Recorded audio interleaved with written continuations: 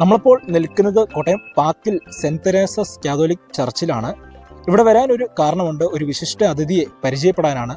അതെന്താണെന്നും ഏതാണെന്നും നമുക്കൊന്ന് കണ്ടിട്ട് വരാം. വാ.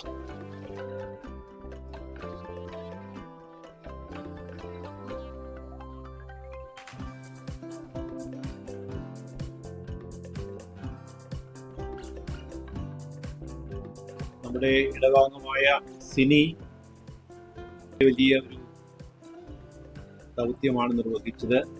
സ്വന്തം കൈപ്പിടയിൽ പുതിയ നിയമം മുഴുവനും ആദ്യം മുതൽ അവസാനം വരെ വളരെ മനോഹരമായ രീതിയിൽ എഴുതി തയ്യാറാക്കി അത് എന്നെ കാണിക്കുകയും ഞാനത് വളരെ നന്നായ ഒരു കാര്യമാണെന്ന് അഭിപ്രായപ്പെടുകയും അത് നമ്മുടെ ഡ്രസ്സിൽ കൊടുത്തത് ബൈൻഡ് ചെയ്തുകൊണ്ട് മറ്റുള്ള പറയുകയും ചെയ്തു. ബൈൻഡ് ചെയ്തിരിക്കുന്നു. ഇടവജനത്തെല്ലാം ബൈബിൾ വായിക്കാനും ബൈബിൾ പുസ്തകമാക്കാനും എല്ലാം അത് വലിയ പ്രയോജനമായി തീരുന്ന കാരണത്താൽ കഴിഞ്ഞ ഞായറാഴ്ച കുർബാനമധ്യേ ഈ സംഭവം ഇടവക്കാരെ പങ്കുവയ്ക്കുകയും അവരെല്ലാം ബൈബിൾ വായിക്കാനും ബൈബിൾ എഴുതാനും പ്രോത്സാഹിപ്പിക്കുകയും ചെയ്തു. മാത്രമല്ല ഈ പ്രിയ സഹോദരിക്ക് ഒരു സമ്മാനമായി ബൈബിൾ നിഘണ്ടു സമ്മാനമായി നൽകി. കൂടാതെ ഒരു ഭാഷവാദം ഉണ്ടായി. അത് വലിയൊരു കാര്യമായിട്ട് പരിഗണിക്കുകയാണ്. സഹോദരിക്ക് അത് വലിയൊരു പ്രോത്സാഹനമായി മാറി. ഇനിയും പഴയ നിയമം ഉൾപ്പെടെ വീണ്ടും എഴുതാനായിട്ട് സഹോദരി ആരംഭിച്ചിരിക്കുന്നു. ഒരു വലിയൊരു ആളുകളെല്ലാം അറിയേണ്ട കാര്യമാണ് കരുതുകയാണ്. സമുദായമാണ് മനുഷ്യനെ രൂപാന്തരപ്പെടുത്തും. നിരന്തരം ദൈവത്തിന് വചനം വായിക്കുമ്പോൾ അത് ശുദ്ധീകരിക്കുന്ന പ്രക്രിയയായിട്ട് മാറും.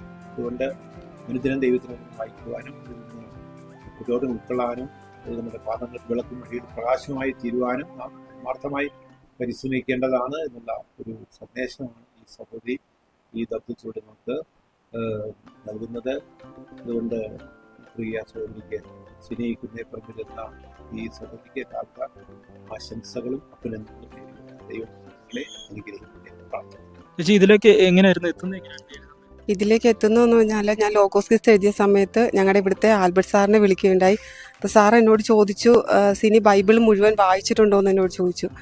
അപ്പോൾ എനിക്ക് തോന്നി ബൈബിൾ മുഴുവൻ എന്തുകൊണ്ട് ഞാൻ വായിച്ചിട്ടില്ല. നമ്മൾ ഇടയ്ക്ക് ഇങ്ങനെ തുറക്കും, അങ്ങനെയാണ് നമ്മൾ ബൈബിൾ വായിക്കുന്നത്, അല്ലാതെ ഒരു ഓർഡർ അനുസരിച്ച് നമ്മൾ മുഴുവൻ വായിച്ചിട്ടില്ല. അപ്പം ഞാൻ അന്ന് വിചാരിച്ചു ബൈബിൾ മുഴുവൻ വായിക്കണമെന്ന് എനിക്കൊരു ചിന്ത തോന്നി.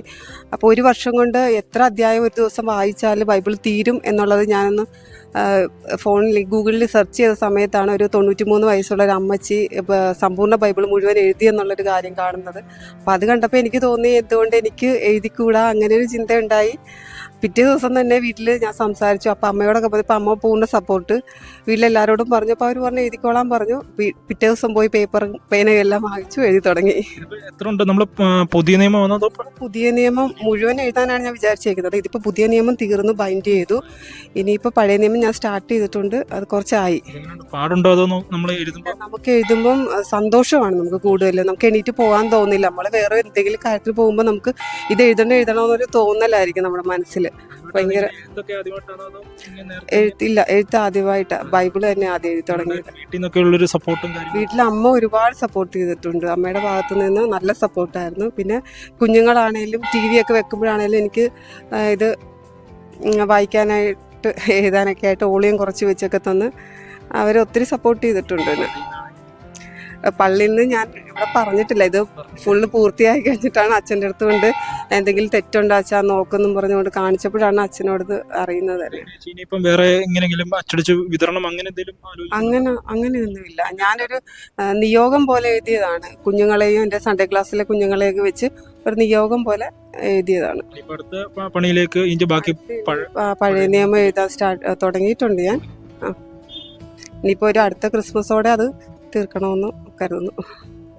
നമ്മുടെ ജീവിതത്തിലെ ഏറ്റവും പ്രധാനപ്പെട്ട സംഗതിയാണ് ക്രിസ്തുവിൻ്റെ വചനമനുസരിച്ച് ജീവിക്കുക എന്നുള്ളത്. വചനാധിഷ്ഠിതമായ ജീവിതം നയിക്കുക എന്നുള്ളത് നമ്മുടെ ഓരോരുത്തരുടെയും ലക്ഷ്യമാണ്, ജീവിത അഭിലാഷമാണ്.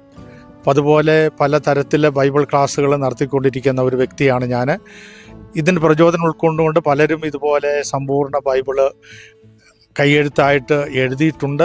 അത് ഞാൻ കണ്ടിട്ടുണ്ട്. യാദൃച്ഛികമായിട്ടാണ് സിനിമയായിട്ട് സംസാരിച്ച വേളയിൽ ബൈബിൾ മുഴുവൻ വായിച്ചിട്ടുണ്ടോ, കാരണം ബൈബിൾ മുഴുവൻ വായിച്ചാൽ മാത്രമേ ലോഗോസ് ക്വിസ് എഴുതാനായിട്ട് സാധിക്കത്തുള്ളൂ.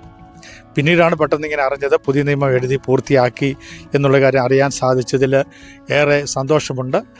അപ്പോൾ പരിശുദ്ധാത്മാവ് ഒരു വ്യക്തിയെ നയിച്ചാൽ മാത്രമേ, പരിശുദ്ധാത്മാവിൽ പ്രേരിതരായിട്ടാണ് പലരും വചനം എഴുതി വച്ചിരിക്കുന്നത്. പരിശുദ്ധാത്മ പ്രചോദനത്താൽ അവർ പഴയ നിയമവും പുതിയ നിയമവും എല്ലാം എഴുതിയ കാര്യം നമുക്ക് എല്ലാവർക്കും അറിയാവുന്ന കാര്യമാണ്. ഇന്നും വചനം പഠിക്കണമെങ്കിൽ പരിശുദ്ധാത്മാവിൻ്റെ പ്രവർത്തനം ഉണ്ടാവണം.